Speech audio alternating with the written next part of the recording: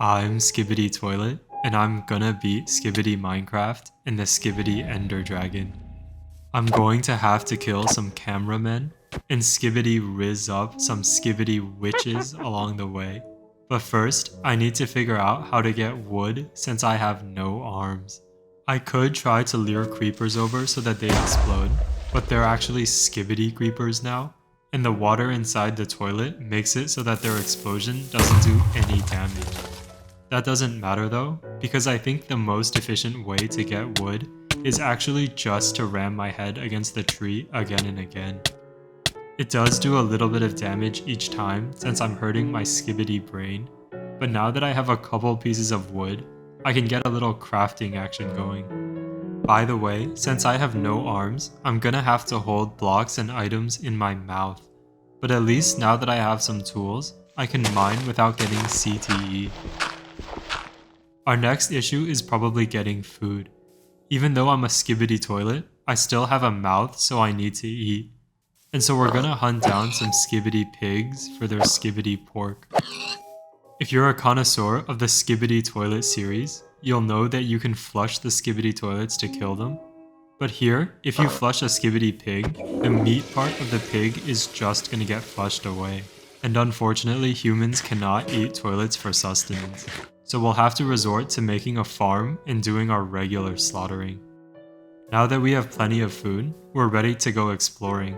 And after a little bit of walking around, I've found my first Skibidi village. Regular Minecraft villagers live in village houses, but these are Skibidi villagers, and so they obviously live in Skibidi houses and Skibidi villages.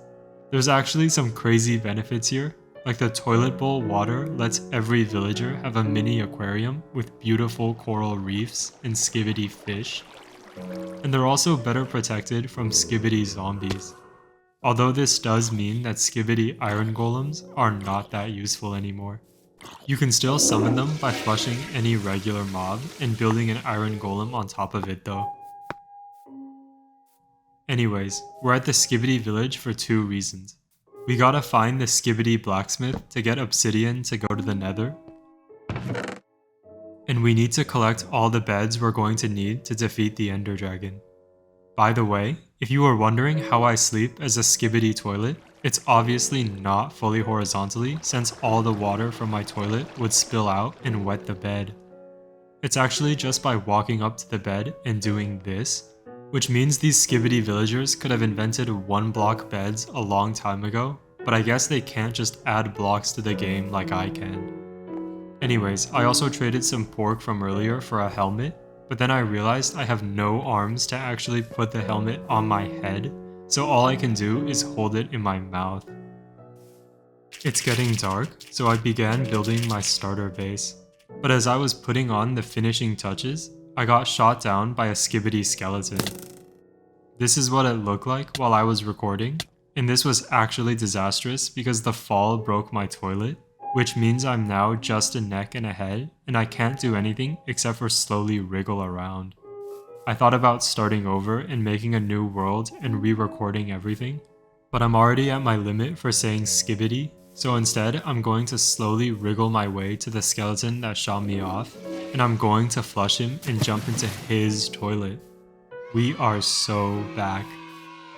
Even with the normal Skibidi toilet body though, moving around is kind of slow, and it makes it hard to fight other mobs at night, which is definitely going to be a problem later when I need to kill Skibidi blazes for their Skibidi blaze rods. In Skibidi toilet, they have these big boss Skibidi toilets with giant spider legs, and so I made the spiders in Skibidi Minecraft look like that. If you're crazy at the game like I am, you can flush a Skibidi spider and hop into their toilet bowl to gain control of a much faster Skibidi toilet body. Now that we're as decked out as we can be, I'm gonna build a portal to the Nether. We got kind of unlucky getting spawned on an island, because it turns out bridging is pretty difficult when you're placing blocks with your mouth. But we're gonna slowly make our way over to the nearest Nether fortress, where it turns out the Skibidi fire from a Skibidi blaze just destroys the porcelain toilet, and so you can just pick up the blaze rods while the blaze heads watch you helplessly. Now we can just make our way back to the portal, except I had to sneeze, and in that moment, a Skibidi gas decided to whiz me off my feet. I barely play regular Minecraft since I have a gift from God of being able to mod Minecraft into whatever I want, so I have no idea how to route this bastion or what to do against Skibidi piglins. So I'm just going to try to flush them all as quickly as I can and just get out of the bastion without dying. Although I will stop to pick up some gold blocks so that I can upgrade my house from dirt to gold later. Now that we're back in the regular world, we just need to get some ender pearls to make Eyes of Ender. And what's cool about these Skibidi endermen is that when they teleport, they can't bring their toilet with them. So they just become a helpless neck and head, which is easy to kill for ender pearls. The downside of this is that an enderman farm quickly gets clogged up with toilets, so you need to be manually destroying toilets all the time to make it operational. That's a problem for redstoners like Skibidi Mumbo Jumbo though. Now we can craft our ender eyes and just get to looking for the Skibidi stronghold. And since I know it's usually a couple thousand blocks from our spawn, we can actually ride a Skibidi horse to get there even quicker. Now that we're here, we can just mine down to get to the stronghold, and oh my god, we just took fall damage and lost our fancy spider toilet. There's no way to get the Skibidi horse to come down for us to take its toilet, so I'm just gonna wriggle my way around until I find a zombie so that I can have a body again.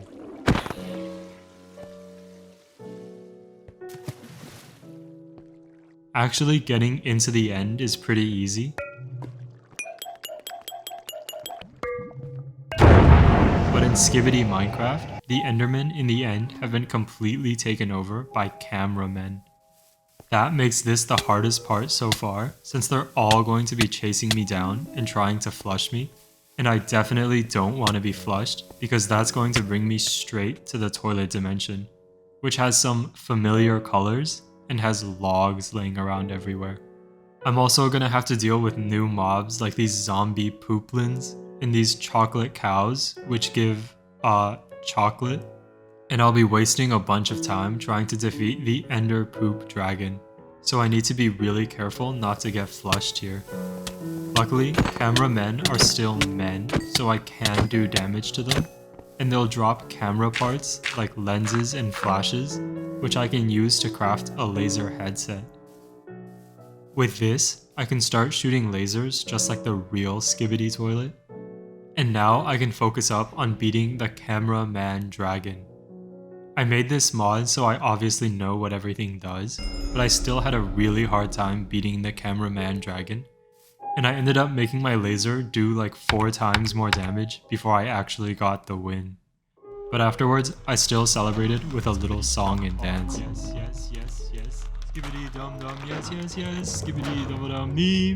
Skibidi dum dum, yes, yes, yes. Let me know if you guys liked this style of video in the comments. I tried to actually play through one of my mods instead of just showcasing it, and I tried to talk a little bit faster. I'm beating Minecraft next time, so like and subscribe, and I'll see you soon.